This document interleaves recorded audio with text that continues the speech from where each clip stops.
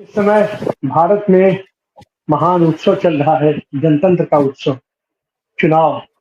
और चुनाव में 6 चरण के चुनाव संपन्न हो चुके हैं। तमाम उलट-फेर के बावजूद चुनाव संपन्न हुआ 6 चरण।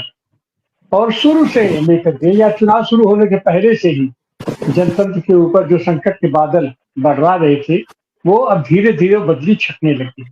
और बदली छटने में स्थिति ये है कि 7वें चरण तक जो संभावना व्यक्त की जा रही थी कि ये 7वें आसमान पर होगा, तो हम 7वें आसमान की तरफ बढ़ रहे हैं।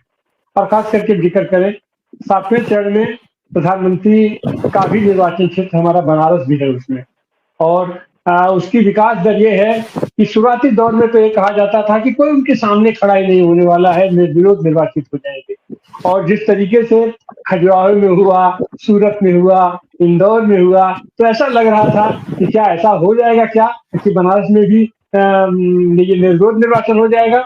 लेकिन अब स्थिति ये है कि बनारस में भी शायद उन्हें आभास हो गया है कि वो बनारस में भी हार सकते हैं। और इसका परिणाम ये निकला है आज कि उनके जो गृहमंत्री हैं, हमारे जो उनके चाणक्य कहे जाते हैं, उन्होंने अपने प्रधानमंत्री से बने बड़े मियाँ छोटे मियाँ सुभान अल्लाह, जो मोदी जी तो जो बोल रहे थे, बोल ही रहे थे कि भैंस ले जाएंगे, बाबरी ताला लगवा देंगे और मंगलसूत्र छीन लेंगे और भैंस आपकी छीन लेंगे। और पता नहीं भैंस कहाँ से उनके दिमाग में आ गई। खैर ये सब तो हो ही रहा था।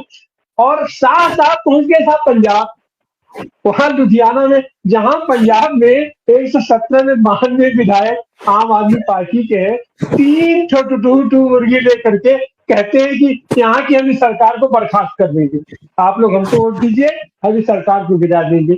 ये स्थिति है इनकी। और वो सरकार की गारंटी खत्म थी, मोदी की गारंटी शुरू हुई। लेकिन अब स्थिति ये हुई है कि यहाँ तक पहुंच गए हैं कि हम इनकी सरकार गिरा देंगे। उतना नहीं है, हमारे प्रधानमंत्री कहते हैं, शाह कहते हैं बिहार में कि वो बस 4 तारीख को तो मैं इसको गिरफ्तार करके अंदर कर दूंगा, वो तेजस्वी को। अनाप शनाप तरीके का वक्तव्य। अरे आप संवैधानिक पद पर हैं, संवैधानिक मर्यादा का पालन करो। आपके पास आप होंगे गृहमंत्री, आप होंगे प्रधानमंत्री, लेकिन आप ही सब कुछ नहीं है। जो कुछ भी होता है उसकी कानूनी प्रक्रिया होती है, कानूनी प्रोसेस होती है। लेकिन इन लोगों ने इस बीच जिस तरीके की मनमानी किया निर्वाचन आयोग बनाने में, जिस तरीके की मनमानी न्यायालय करते रहे, जिस तरीके की मनमानी ये कानून निर्माण में किए, संसद के अंदर किए, जिस तरीके से उलट पलट करते रहे अपना विधानसभाओं में ये प्रांत की सरकारों को।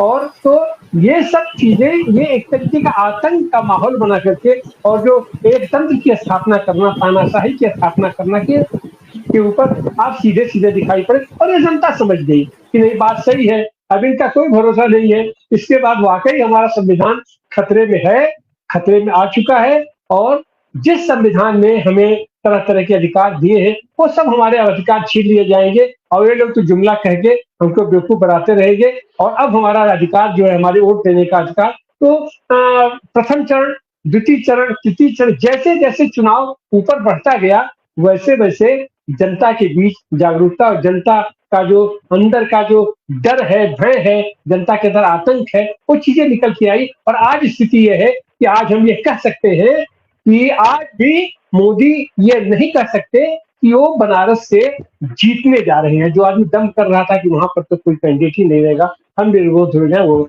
और इसी का परिणाम है कि आज से ही उन्होंने अपने सारे कार्यक्रम कैंसिल कर दिए हैं और दिल्ली अपने दफ्तर में बैठ के तरह तरह की मीटिंगें कर रहे हैं। और अंदर क्या क्या कर रहे हैं, कैसे कर रहे हैं, फिर तो बाद में अपना फल जाएगा। आज हम इसी बात पर हम चर्चा करने जा रहे हैं कि इस सब के बावजूद जो आशंका व्यक्त की जा रही थी, क्या वाकई ये संघीय ढांचा खत्म करने वाले हैं की तरफ बढ़ रहे हैं। पंजाब सरकार को जिस तरीके से इन्होंने थ्रेटनिंग दिया है, दिल्ली सरकार को जिस तरीके से थ्रेटनिंग देते रहे हैं, मुख्यमंत्री को गिरफ्तार कर लेना, अपना झारखंड के मुख्यमंत्री को गिरफ्तार कर लेना, दिल्ली के मुख्यमंत्री को गिरफ्तार कर लेना और पंजाब की पूरी सरकार को इस तरीके से वो करना, तो ये सब क्या कहलाता है। आज हम इसी बात पर हम चर्चा करने जा रहे हैं। आइए हम अपने पैनल से आपका परिचय कराएं। हमारे साथ किसान नेता अखिल भारतीय किसान सभा के राष्ट्रीय उपाध्यक्ष इंद्रजीत सिंह जी हैं, हम आपका स्वागत करते हैं। हमारे साथ मध्य प्रदेश हाई कोर्ट के वरिष्ठ अधिवक्ता और भारतीय कम्युनिस्ट पार्टी के राज्य सचिव अरविंद श्रीवास्तव जी हैं, हम आपका भी स्वागत अभिनंदन करते हैं। हमारे साथ वरिष्ठ पत्रकार अरुण कुमार श्रीवास्तव जी हैं, आप अयोध्या से आते हैं, आपका भी स्वागत अभिनंदन है। और हमारे साथ है अरे पंजाब अरे भाई, विश्वविद्यालय में अरे नाम गलत बोल रहे हैं, अरुण कुमार श्रीवास्तव जी मैं नहीं हूँ भाई। अरुण और कुमार आप त्रिपाठी अरविंद श्रीवास्तव जी अरुण अरुण कुमार श्रीवास्तव को मिक्स जी। कर रहे हैं जो है। अरे चलिए ठीक है, अब देखिए इसका मैंने इसका सारा सुधार मैंने हम लोग शुरू 4 तारीख के बाद करेंगे। 4 तारीख के शुरू में बाद इसका सारा सुधार हो बनारस जाएगा। में जो टिप्पणी की थी वही लगता है सही निकल रही है। बनारस में शाम को मस्ती छा जाती है। भोले जी। बाबा का प्रसाद और जो है। हमारे साथ है हाँ, ये पंजाब विश्वविद्यालय के ये राजनीति के प्रोफेसर ये मोहम्मद खलीद साहब। तो हम सबसे पहले मोहम्मद खालिद साहब के पास चलते हैं। हम लोग तो राजनीति के विद्यार्थी हैं। आज खालिद साहब, हमारा जो संवैधानिक ढांचा है जिसको कहा जा रहा है, और वो चीजें आज की तारीख में स्थापित हो चुकी हैं कि संविधान खतरे में है। तो जिस तरीके की थ्रेटनिंग हमारे गृह मंत्री दे रहे हैं, क्या ये उनको शोभा देता है? और अगर ये ऐसा कह रहे हैं तो इसका आधार क्या है और इनके ऊपर क्या एक्शन हो सकता है? एक राजनीति विज्ञान के विद्यार्थी के रूप में आप इसको कैसे देखते हैं, इनकी धमकी को? मोहम्मद खालिद साहब, अनम्यूट कर लीजिए। तिवारी साहब, आपका बहुत बहुत धन्यवाद। 3-4 इशू आपने फ्लैग आउट किए हैं। पहली चीज तो संविधान की बात है। हम बच्चों को पढ़ाते हैं कि संविधान जो है हमारी आइडेंटिटी है। संविधान इस देश की आइडेंटिटी है, स्पेशली हमारी जो प्रियम्बल है। और संविधान के बदलने का मतलब है कि एक क्रांति लाना देश के अंदर। और संविधान आप कह रहे हैं कि बदला है, ऑलरेडी बदलने की तैयारी नहीं हो रही, बल्कि काफी हद तक बदला जा चुका है।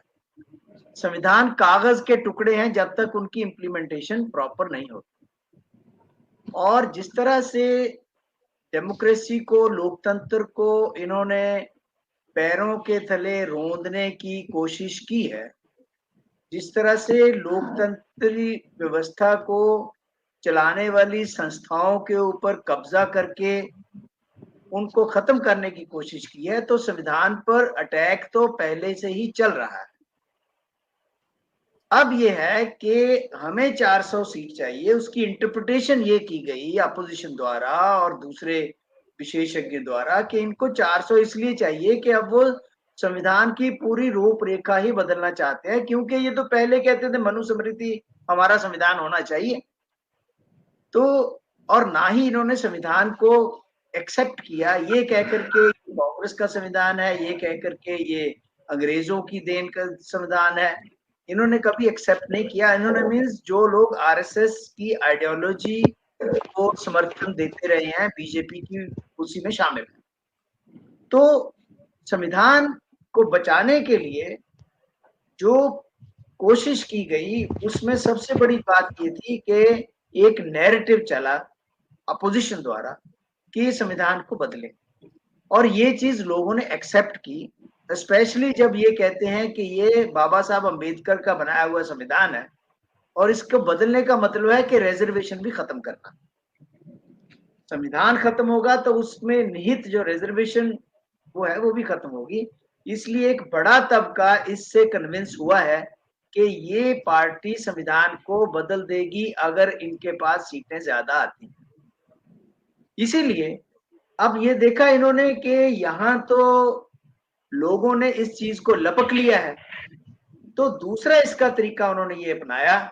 पहले तो कहा कि संविधान के तो बाबा साहब अम्बेडकर भी नहीं बदल सकते।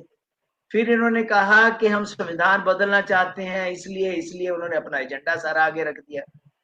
फिर बात नहीं चिपकी। मैं आपको बताता हूं कि जब जब कांग्रेस ने अपना मैनिफेस्टो दिया, उस पर उन्होंने मुस्लिम लीग का वो ठप्पा लगा करके उस समय से नैरेटिव दूसरा सेट करने की कोशिश की, जिसमें हिंदू मुस्लिम भी था, जिसमें आपका मंगलसूत्र भी था, उसमें गाय भैंस भी थी, बछड़े मछली वगैरह सारा कुछ आ गया।